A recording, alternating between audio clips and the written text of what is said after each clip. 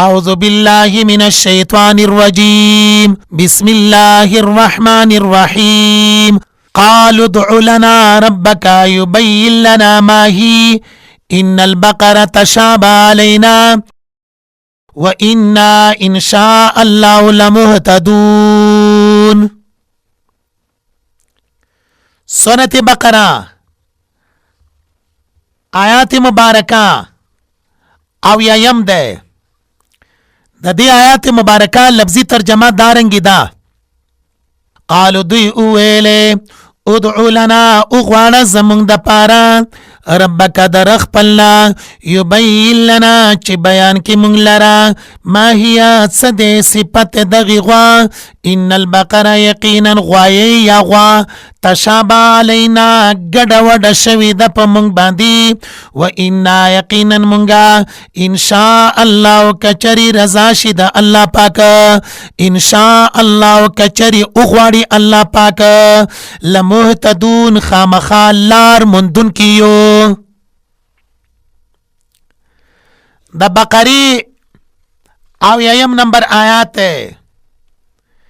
د دې آیات مبارکه مضمون دا ده دا د بنی اسرائیلو دریم سوال ده تعنتن دیر بی ضرورت سوال ده چې دوی کوي هغه دا چې ذبح حلالی د بقری کې یا قربانه د غوا کې دی قید ته هیڅ قسم ضرورت شته نه او دغه قید بالکل ضروری دی نه. خو دغه سوالونه د بنی اسرائیلو د ضد او د عناد په وجه باندې وو. بیا دلته کې دوی سوال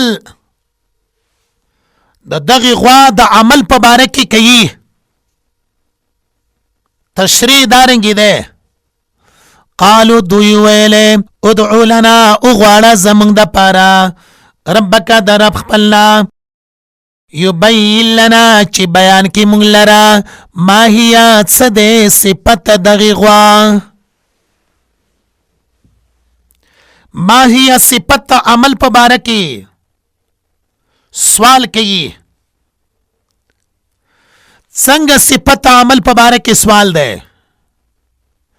جواب دا ده چې راتلونکی یو او یم نمبر آیات کې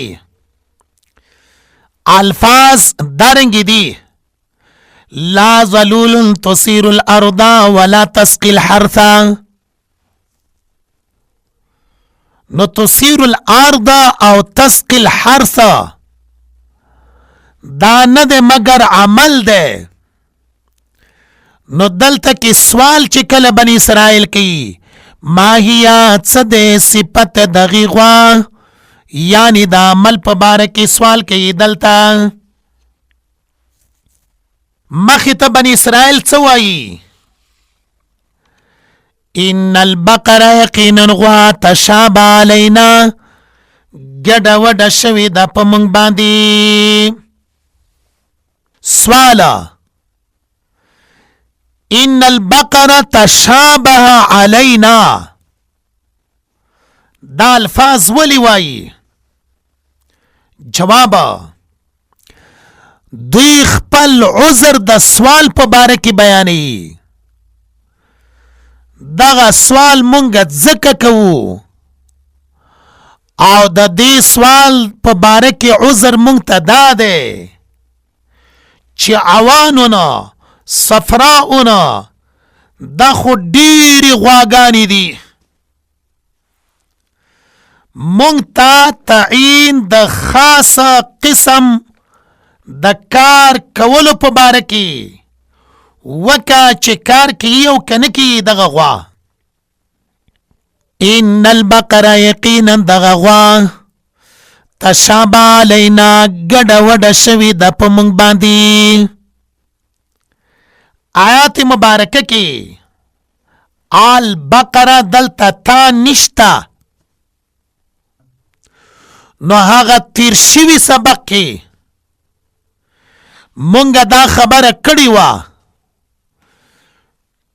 چې د مفسرینو دوه ډلې دي. یوه ډله وایي چې دا مذکر یعنی غوایې و، بله ډله وایي چې غوا وه. څوک چې وایي غوایې و هغه د سورة بقرې او یم نمبر آیات چې پاغي کې ان البقره بغیر د تا نه دا لفظ ذکر شوی دا، نو وایي چې دا مذکر یعنی غوایې و. سوال په مخکینیو آیاتونو کې البقره تا ور سره ذکر وا. جواب تا د پاره د وحدت تا نه د پاره د تانیسا، یعنی انها بقرتون دا یوا غوا دا، دا خو د تانیس معنا ده. چې کله مذکر شي نو انها بقرتون دا یو غوایې ده. سوال کله چې ته وای غوا نه وه بلکې غوایې و او تا د پاره د وحدت ته، نو انها دا ها ضمیر د مؤنث دا بیا ولی راوړل شوی دا دی ها ضمیر د مؤنث نه جواب څه دی؟ جواب انها دا ضمائر د مؤنث دا په اعتبار د ظاهری الفاظو سره دي، ورنه دغه ډله د مفسرینو فرمایي چې دا غوایې و غوا نه وه. بهرحال دا دواړه قولونه پکې د مفسرینو نقل شوي دي. ان البقره یقینا دغه غوا یا غوایې تشابه ګډه وډه شوي ده علینا په مونږ باندې، یا دغه غوایې ګډوډ شوی دی په مونږ باندې. تشابه علینا چې عوانون صفراؤن دا خو ډیر دي، ځکه تشابه علینا الفاظ بیان کړله. وَإِنَّا إِنْ شَاءَ اللَّهُ يَقِينًا مونږه که اغواړي الله پاک لمهتدون خامخا لار مندون کیو. آیات مبارکه ان شاء الله الفاظ سره ختم شولو. سوال دغه بنی اسرائیلو ان شاء الله الفاظ ولی ویلا؟ جواب په دغه بنی اسرائیلو کې عناد تعنت دواړه کم شوله، انابت پکې راغلی و. ځکه خو تفسیر ابن کثیر لیکلی دی که چرته دغه بنی اسرائیلو ان شاء الله الفاظ نه وی ویلی نو دوی ته به پورا بیان د تسلی تر ورځ د قیامت پورې نه و شوی او نه به هم دغه بقره موصوفه موندلی وه. نو لفظ د ان شاء الله ډیر برکات والا دی، دې سره ډیر برکات دي. د دې ان شاء الله الفاظو په وینا سره په ویلو سره دوی کې زید کم شوی و، الله برکتونه نازل کړل. لفظ د ان شاء الله د دې لفظ په باره کې د دې کلمې په باره کې زمونږ په فقه حنفي کې ډېر شی مسائل دي. یو سړي قسم وخوړلو، قسم د الله په نامه باندې چې زبا د پلانکی شخص سره خبرې نه کوم ان شاء الله، نو قسم ور باندې نشي راتللی، قسم ونه تړلی شولو.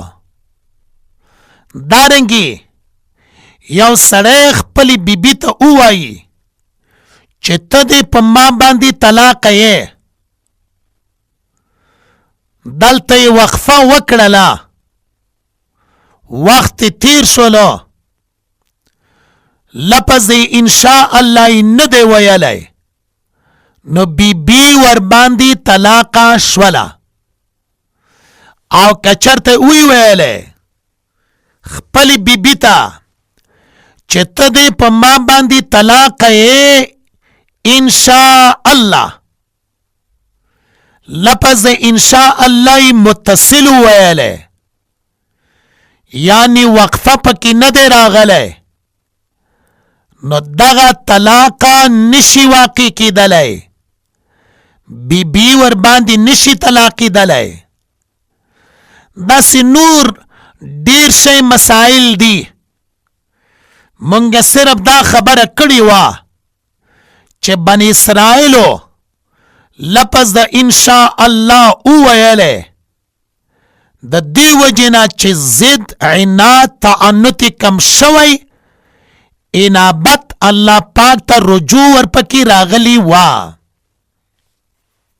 و انا یقینا مونږه ان شاء الله کچری رضا شد الله لمهتدون خامخا لار مندون کیو.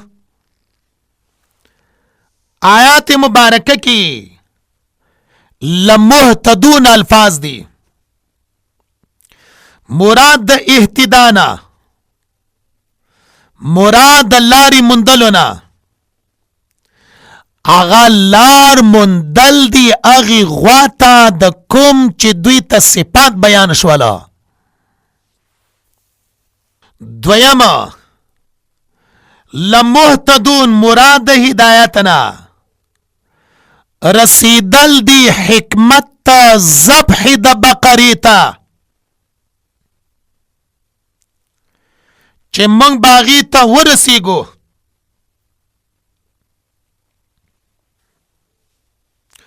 و ان یقینا مونږه ان شاء الله کچری رضا شید الله پاک لمهتدون خامخا لار مندون کیو دغی غواتا یا خامخا لار مندون کیو مونږه حکمت تعالی الوالد غواتا.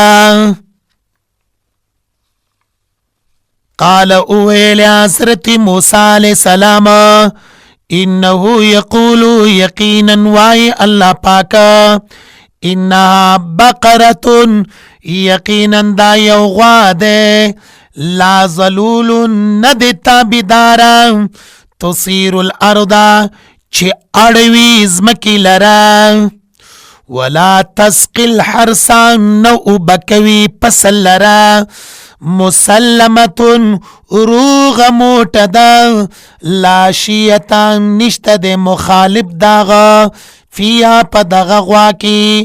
قالو دوی اویلی الان اسا جئتا را دیوڑلو بالحقی پورا پورا بیانا. فزبحوها پس حلال اکڑل دغی غوالرا وما کادو دوی نجدینو یفعلون چی دغا کاری کڑی وی. دا دا سورت بقری یو او یایم نمبر آیات شو. لفظی ترجمہ دا دغا آیات مبارکہ بیان شولا. مضمون دا آیات مبارکہ اغا دا دے چې د دې آیات مبارکه تیر شوي آیات سره تعلق دی او تیر شوي سوال نه جواب دی. یعنی آیات کی جواب دے د دوی د دریم سوال نه. هغه جواب دا دے قال اویل حضرت موسی علیہ السلام انه یقول یقینا اللہ پاک فرمائی انا بقرۃ یقینا دا یو غوادا لا ظلول چن دیتا بدارا تصیر الارض اړوي زمکی لرا ولا تسقي الحرث او بکوي فصل لرا. آیات مبارکه کی لا ظلول دا جواب دے دا اخیرنه مطالبی د یهودیانو نه. لا ظلول کی لام بمانا غیرو دی، لا بمانا غیرو، لا پمانا د غیرو سره ده. نو ترکیبا بیا مفسرینو دارنگی نقل کرے دا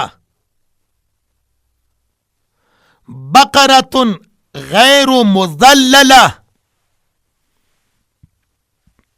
غوا دے خطابدار ندا تسیر الارض چی اڑویز مکی لرا تسیر الارض دا صفت دغا ظلول د پاره ده او منتفی ده پلا سرا حاصل دا ده چه دا زمکی د کروندی د پاره زمکا نده اڑواله کروندی د پاره زمکا ناڑی. مونگا بیا پختو کی دارنگی تعبیر تنہ کولی شو تسیر الارض جوتی ندے چی اڑویز مکی لارا دا یو مانا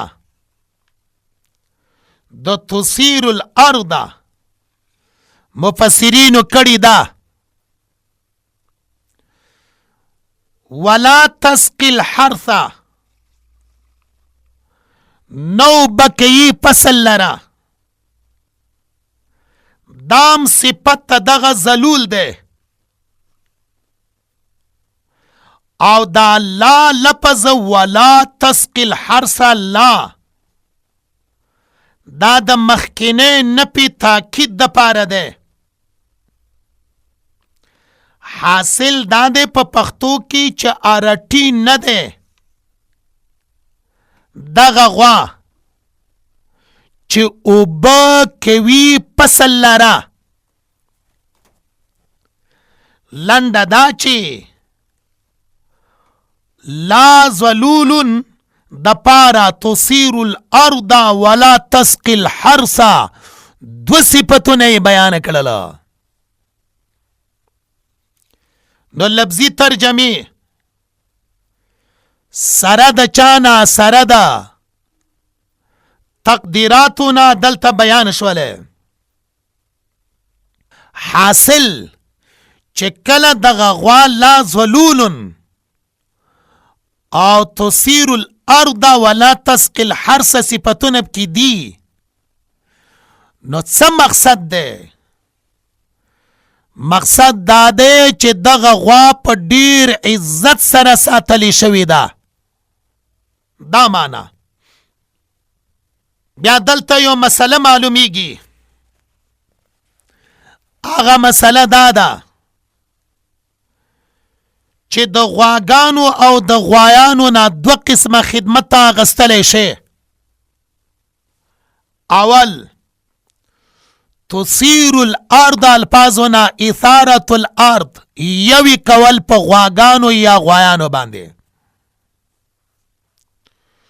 دویمه ولا تسقی الحرث الفاظنا سقی الحرث او بخورم ور باندې کولی شي اراحت پاغي باندې چلول کوینا او برا استل پټی پاغي باندې او بکول داوم ور باندې کولی شي. د دین علاوه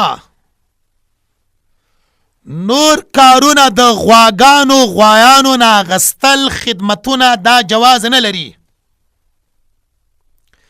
لکه مثال پته ورسره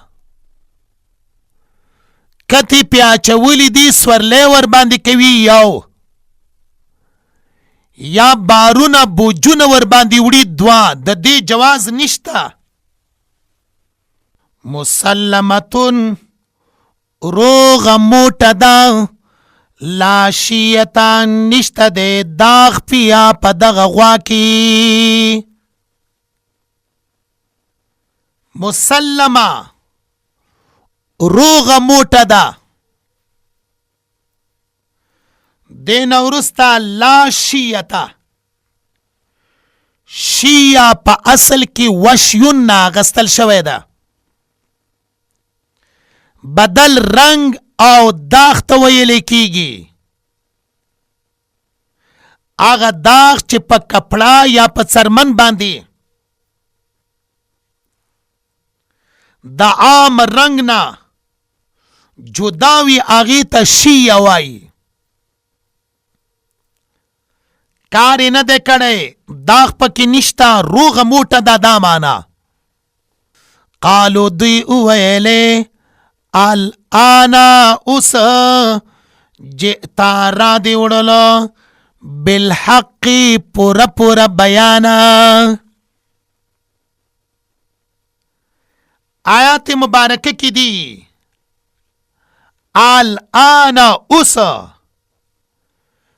جئتا بالحق را دی وړلو پورا بیانا. سوالا دی آیات مبارکه کی د حق ترجمه مونږه وکړله په بیان سره. دا ولې جواب د دې خبرې د پاره دا دی چې د موسی علیه السلام تیر شوی خبرې هم حق وي. په دې آیات مبارکه کې چې بیانېږي دا هم حق دی. نو څنګه دوی وایي چې جئت بالحق؟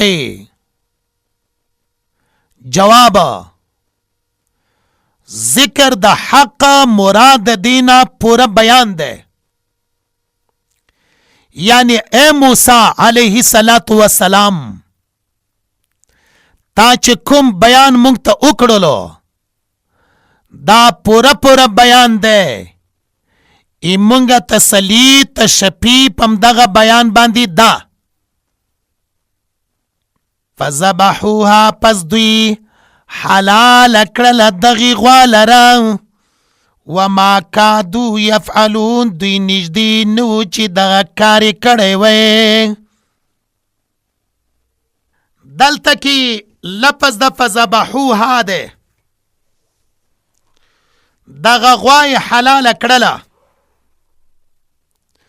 تفسیری روح المانی کی دی چې دوی دغه موسوپا غوا طلب کوله ګرځېدل ورپسې ان تر دې پورې چې دغه غوا دوی ته حاصله شوه او بیا یې حلاله کړې ده. فذبحوها نو دوی حلاله کړله دغې غوا لره وما کادو یفعلون نږدې نه و چې دغه کار یې کړی وی. دلته لفظ د وما کادو یفعلون دی. کا د فعل په باره کې د علماء کرامو دوه قولونه دي. یو قول دا دی نپی او اثبات کی پشان د نورو افعالو ده. خو کله چې د نورو افعالو پشان سره شو نو دلته کې یو سوال لازمیږي. فذبحوها چې دغه غوا یې حلاله کړه وما کادو یفعلون دوی نږدې نه و چې دا کار یې کړی وی. نو دا خو تعارض راغللو تناقض راغللو. یو طرف ته دی چې حلال کړل یعنی دا کار شوی دا، بل طرف ته دی وما کادو یفعلون دا کاری نشول کولای. جواب د دې خبرې د پاره دا دی چې فذبحوها وما کادو یفعلون دا دوان مقید دی په یو قید باندې، هر یو مقید دی په یو قید باندې. هغه دا چې فذبحوها پس حلال کړل دغه غوا لره وروسته د بیان د موسی علیه السلام نه. نو فذبحوها دلته کې با قید بعد البیان یعنی بیان نه وروسته حلال کړله. وما کادو یفعلون دوی نږدې نو چې دا کاری کړی وی مخکې د بیان د حضرت موسی علیه السلام نه. وما کادو یفعلون د موسی علیه السلام د بیان نه وړاندې دا کار دوی نشول کولای. نو اعتراض نشي واردېدلی. دویم قول دا دی چې کادا په اثبات کې د پاره د نفي راځي او په نفي کې د پاره د اثبات راځي. دلته کې وما کادو یفعلون نفي ده، نو اثبات په معنا سره شو. فذبحوها سره بالکل تناقض تعارض نشي راتللی. دا د یو او یایم نمبر آیات مبارکه تفسیر و. وَإِذْ قَتَلْتُمْ نَفْسًا فَادَّارَأْتُمْ فِيهَا وَاللَّهُ مُخْرِجٌ مَا كُنْتُمْ تَكْتُمُونَ. دا د بقره 22 نمبر آیات ہے. لفظی معنی به دارنگی شی. و ایز یاد کے آغا وقت قتلتم چی تاسو مړ کړلو نفسن یو شخصا فدارأتم فیها پس په اختلاف کی پریوتلی دا غپ بارکی. د دې لفظ یو ځلې بیا لفظي معنا کوو. فدارأتم پس په اختلاف کې پریوتلی فیها په بار داغه کې والله الله پاک مخرجون ښکاره کوونکی و ما کنتم تکتمون څه چې تاسو پټوله. دا د دې آیات مبارکه لفظی ترجمه شولا. مضمون دا آیات خباست ثالث د یهودیانو دریم خباست دا دویم نوع وا. په دې نوع کې د دوی درې خباستونه بیانېدل.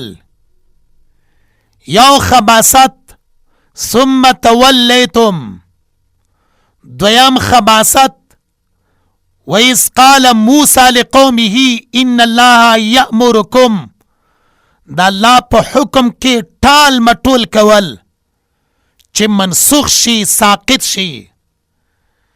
دریم خباست وَإِذْ قَتَلْتُمْ نَفْسًا بے گناه خلق وجلل او بیا پاک خلق پاغي باندې بدنامول. دا د یهودیانو میشن ده، دا د یهودیانو سیاست ده. لکه دی آیات مبارکه کې وَإِذْ قَتَلْتُمْ نَفْسًا بے گناه شخص قتل کړی ده او بیا یې بے گناه خلق پاغي باندې بدنامول. تاسو وګورئ دنیا کې یهودیان چې کله خپلو اهدافو ته ځان رسولو غواړي نو قتل او د قتال بازار دوی ګرم کړی هغوی د پاره خپل جاسوسان استعمال کی، بیا پاغي باندې نور خلق بدنامي او هغوی عیب جن کوي چې دا خلق داسې دي چې شرارتیان دي، انتها پسند دي، دا شرپسند خلق دي. په دین نومونو سره یې مسلمانانو هم بدنام کړي دي.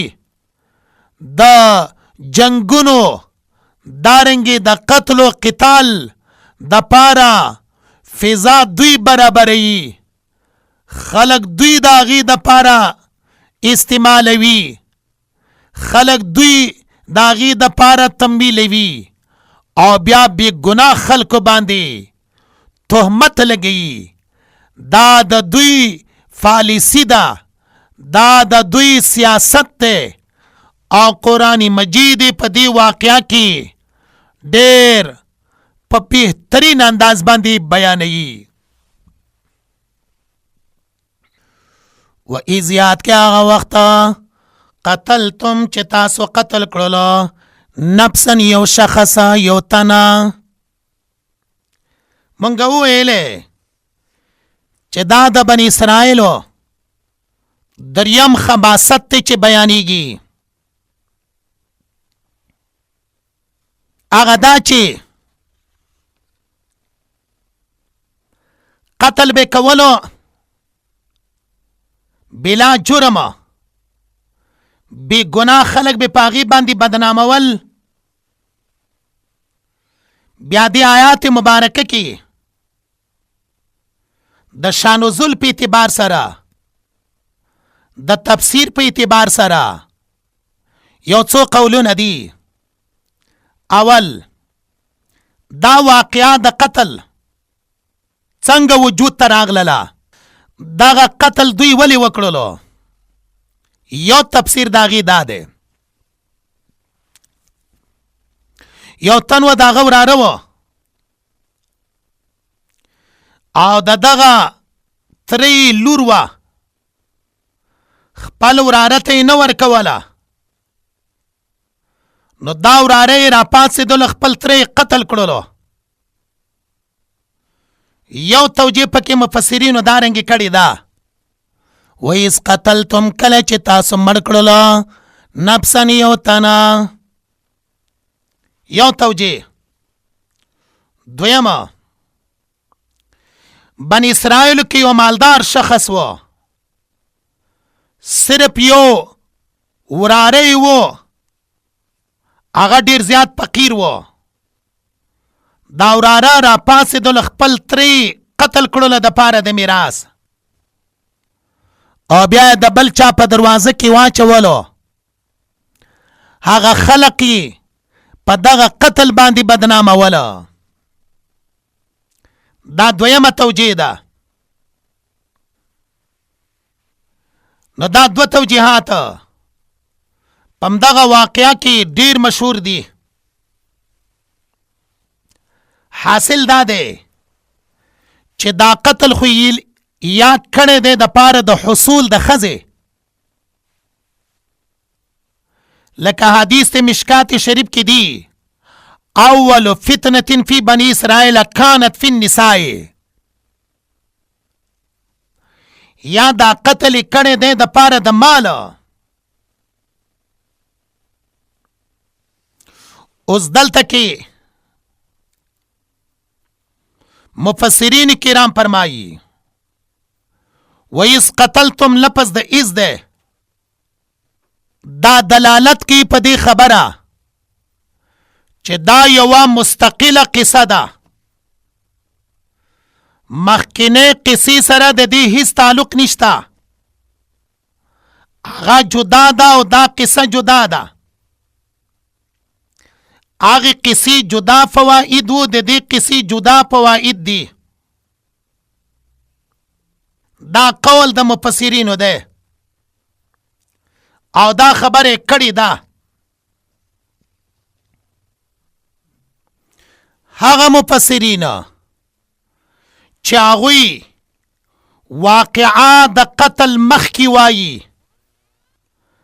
په واقعي د ذبح بقری باندې، یعنی اول په دوی کې دا مړی شوی دی، بیا ورته ویل شوي دي چې غوا حلاله کړئ، د هغې څه حصه په مړي باندې ووهئ، مړی به را ژوندی شي، قاتل به وښایي. داسې خبره چې کومو مفسرینو کړې ده، محققین مفسرین وایي چې دا ټول اسرائیلی روایات دي.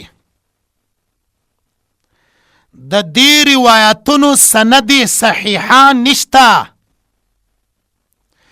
د دې روایت سند قویه نشته، بلکې واقعا د حلالوالی د غوا دارنګې واقعا د قتل دواړه د یو بل نه جدا جدا دي. ځکه خو محققین فرمایي چې دغه د قتل واقعي مخکیوالی او د غوا د حلالي خبره ورستوالی بغیر د قصو د بني اسرائیلو نه بل په هیڅ یو ځای کې ذکر شوي نه دي. تفسیر شاه عبدالعزیز کې لیکلي دي ذبح د غوا د حلالي دا د خپلو فوائدو د پاره مقدم شوي ده، بیا په منځ کې قتل راغلی ده، نو ورته ویل شوي دي چې اوس څه حصه د دې غوا په دغه مړي باندې ووهئ. دا توجیه شاه عبدالعزیز رحم الله کړې ده او دغه توجیه د شاه عبدالعزیز رحم الله تفسیر قرطبی د یوې توجیه د پاره نږدې ده. نو محققین په خپل استدلال کې څه پیش کوي چې دا جدا جدا واقعات دي، څه دلیل ورسره دی چې دا جدا جدا واقعات دي. اول د غوا د حلالوالي واقعه دا مخکې ده او دلیل د دې خبرې د پاره چې دا د قتل واقعه دا وروسته راغلی ده. قرآن مجید نه معلومیږي چې حلالي والا خبره دا مخکې ده، قتل والا وروسته ده، دواړه د یو بل نه جدا جدا دي. دویمه، که د دغه سړي دا قتل سبب شي د پاره د حلالوالي د غوا، نو بیا خو فوراً دا خبره ضروري وای چې غوا یې حلاله کړې وای، چې قاتل زر معلوم شوی وای، ټال مټول نو پکاره، دومره ټال مټول دوی کولو ولې معلومیږي چې دا دواړه خبرې د یو بل نه جدا جدا دي. دریمه، ابن عباس رضی الله تعالی عنهما یو قول په تفسیر ابن کثیر کې دارنګې نقل شوی ده چې دا کومه غوا دوی ته بیان شوله 40 کاله وروسته یې پیدا کړې ده، نو 40 کالونو پورې به مړی څنګه دوی ته پروت و او 40 کالونو پورې به دا مړی څنګه بچ شوی وي د خرابوالي نه. دې وجې نه دا خبره کمزوري ده چې اول قتل شوی ده د سړي، بیا غوا د حلالوالي خبره ورته شوې ده. دا 3 توجیهات شوله د محققینو چې دواړه جدا جدا واقعات دي. بل وجه دارنګې بیان کړې ده که چرته دغه مړی د غوا د غوښې په یو حصې وهلو سره را ژوندی شوی وي، دا خو بیا د غوا عظمت راغللو، دا خو د غوا د عظمت خبره نورم د دوی په زړونو کې پخېدله، نو څنګه موسی علیه السلام با په سند د الله پاکه دوی ته د غوا د حلالوالي امر کړی وي چې په مړي باندې څه حصې ووهي هغه را ژوندی شي خپل قاتل وښایي. دا روایتونه مفسرینو نقل کړي دي او دا توجیهات محققینو دي. سوال دغه محققین مفسرین چې ته یادوې چې دوی وایي دا جدا جدا واقعات دي او دا مړی د غوا په حصې وهلو سره نه دی را ژوندی شوی، هغه جدا دی او دا جدا واقعات دی.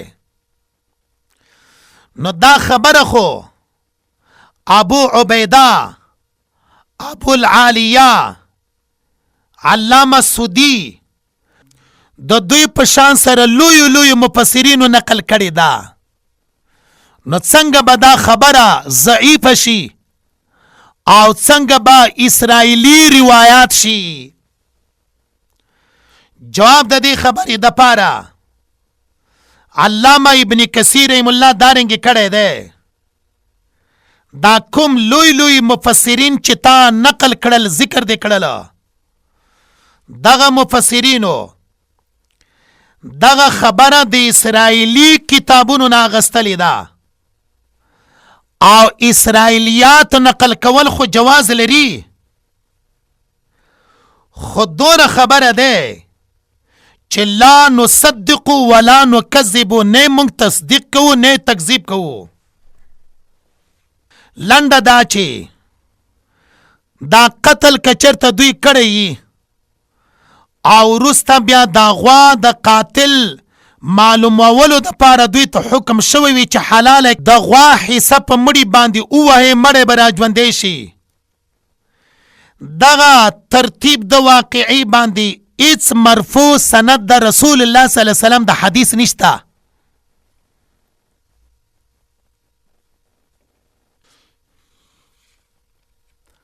سوال راځي چې ته په دې خپله خبره باندې ټینګ یې چې دا جدا جدا واقعات دي. دې نه وروسته 3 نمبر آیات باندې نظر واچوه. فقلنا پس موږ ورته وویلې اضربوه ووهې دغه مړی ببعضها په بعضې حصې د دغه غوا سره. دغه 3 نمبر آیات کې خودی اضربوه ببعضها، دا خو صراحتاً دلیل ده چې د غوا په حصې سره دا مړی ووهې. جواب تصریح په دې خبره باندې نشته چې بی بعضها کې دا ها ضمیر دی خامخا بقرې ته راجع وي. نو آیات مبارکه کې فقل نضربوه دا هو ضمیر راجع ده اتفاقا نپستا.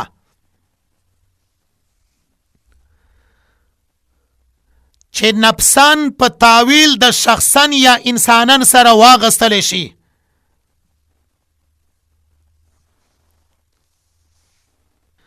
او دا هو ضمیر لفظ د ماتا ما کنتم تکتمون کې هم احتمال شته چې هغې ته راجع شي.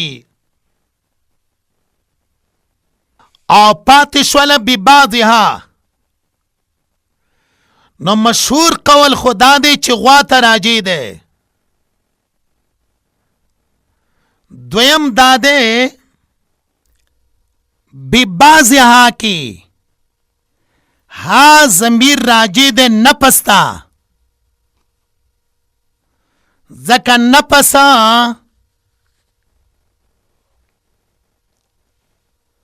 مؤنث دی، ها ضمیر ورته صحیح دی. د دې وضاحت با نور په آئنده آیات مبارکه کې راشي، ذکر به یې کو. و اذ یاد کیا وقت قتلتم چې تاسو قتل کړو نفسن یو تنا فداراتم فیها پس په اختلاف کې پریوتلې دا غپ بارکی دلتا آیات مبارکه کی فدارأتم فیها فیا کی ضمیر نپس تراجی دے او دلتا کی فدارأتم فیها الفاظ دی در اخپل مانا دے دپکول باب تفاعل تا چې دا لپس کله ویوړلی شي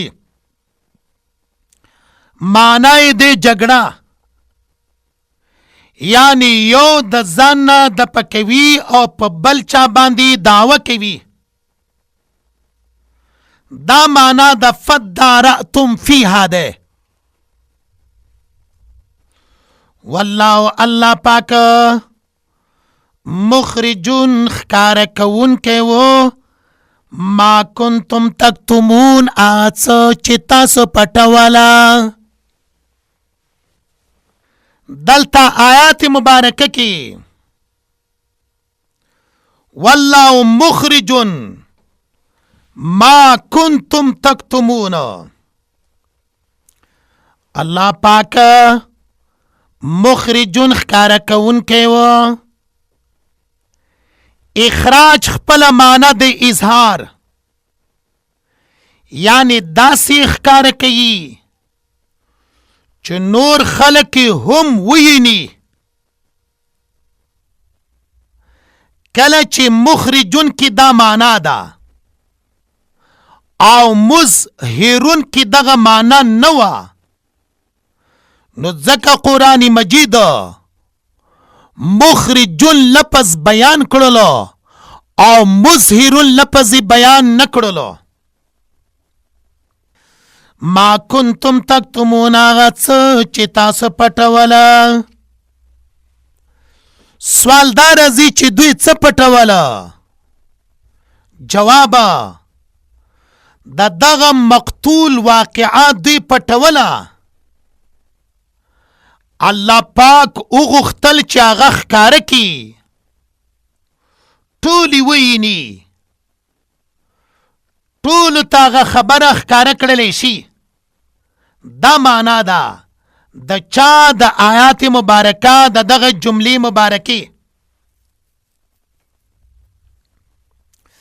فقلنا پس مونږ وویلې اضربوه ووایې دغه مړي لره بی بازیا پا بازی سی دا دغی غوا سرا داغ مشهور قول دی چې مونږ ترجمه وکړله سوال مخکې خو محققینو قول پیش شوی و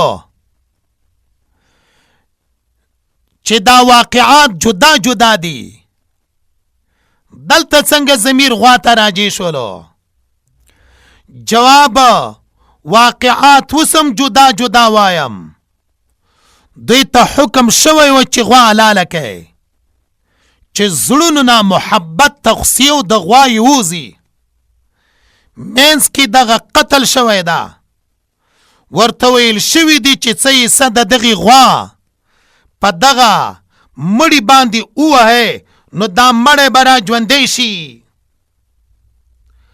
او خپل قاتل به وښایي دا هغه کمزوري توجیه ده چې بیان کړلی شوله دویمه توجیه فقلنا پس مونږ وویلې اضربوه ووهې دغه مړي لره ببعضیا په بعضې سي د دغه مړي سره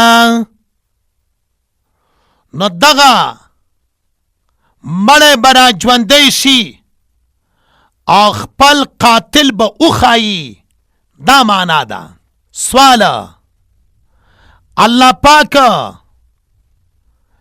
اضربوه ببعضها د مړي بعضې حصه باندې بعضې بله حصه وهل د دې نه بغیر الله پاکه دغه مړی را ژوندی کولی شو ولی داسې ورته وویلی شول اضربوه ببعضها. جواب دې کې ډېر شی حکمتونه دي.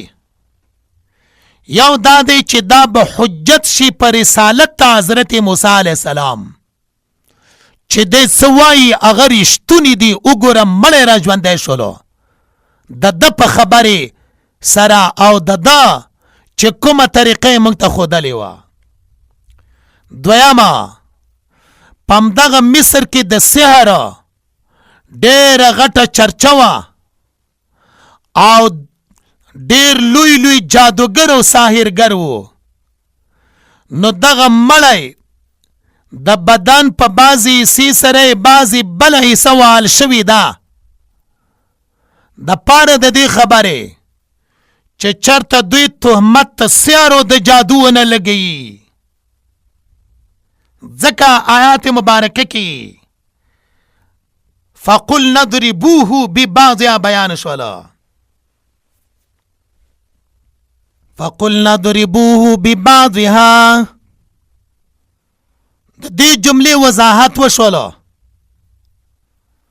مړی را ژوندی شوی ده، خپل قاتل ښودلی ده چې پلانکي قتل کړم، چې هغه وراره و د دغه مقتول. قانون د تورات دا و چې څوک خپل وارث قتل کی نو دا میراث نه دی محروم دی. زمونږ په شریعت کې هم دارنګې دی. نو میراث ورته میلاو نشولو. کذالک دغسی کذالک کی اشاره د احیا د قتیل را ژوندي کول د دغه مقتول. کذالک دغسی یحیی الله الله پاک ژوندي کوي الموتا مړو لره. مړی په کوم ځای کې را ژوندي کوي؟ جواب قیامت کې. نو دا دلیل دی د پاره د بعث بعد الموت. یعنی دغه واقعه چې دغه مقتول را ژوندی شولو کذالک یحیی الله الموتى دارنګي الله پاک را ژوندي کوي الموتى مړو لره په قیامت کې. نو دلیل د باس بعد الموت شولو. ویریکم خای تاسو ته الله پاک آیاته دلائل د قدرت پلا. سوالا ویریکم آیاته خای تاسو ته دلائل د قدرت. د دې جملې د تیر شوي جملې مبارکي سره مناسبت څه دی؟ جواب تاکید د اثبات باس بعد الموت کوي. یعنی الله پاک دا خبره خکل کوي مضبوطی چې په قیامت کې دوباره به زندگی وی. ویریکم آیاته ځکه فرمایي لعلکم تعقلون د پاره د دې خبرې چې تاسو پوه شئ. سوال په څه باندې پوه شو؟ جواب تعقلون په کمال قدرت الله باندې پوه شئ. دا معنا ده. سوال لعلکم تعقلون د دې جملې مبارکه د مخکې سره څه مناسبت ده؟ جواب ویریکم آیاته سره مناسبت دا ده چې دلته کې فائدہ د دغه یریکم بیانوي. د اراعت د لیدلو د ښکاره کولو فائدہ ذکر کوي. هغه پیدا دا ده تعقلون چې تاسو ښه پوه شئ. په چا باندې پوه شئ؟ د الله پاک په قدرت باندې پوه شئ. مفسرین کرام فرمایي تعقلون عقل په لغت کې ویل کیږي منع ته. نو عقل ته عقل ځکه وایي چې عقل سرام سړی د ګناه نه بچ کیږي. دارنګي لعلکم تعقلون دا په معنا د علم د پوهې سره، دارنګي لعلکم تعقلون په معنا د فکر سره. دا مختلف توجیهات مفسرینو کړي دي. دا د الله کتاب دی او دا الله پاک په کتاب کې بار بار لعلکم تعقلون د پاره د دې خبرې ذکر کیږي چې مونږ فکر وکړو په باره د دنیا کې، په باره د آخرت کې، په باره د خو کې، په باره د بدو کې، او عقل په کار باندې واچو، خپل ځانونه منع کو د هغه مخالفتونو نه، هغه بغاوتونو او سرکشیو نه کوم باندې چې الله پاک ناراضه کیږي، الله پاک خفه کیږي، او منګه دا عقل سلیم وي چې منګه منع کی د چانه د ګناه نه. نو قرآن پاک الله پاک ته رسول کوي او د الله پاک رحمت حاصلوي، ګناه نه بچ کول کوي. واخر دعوانا ان الحمد لله رب العالمین.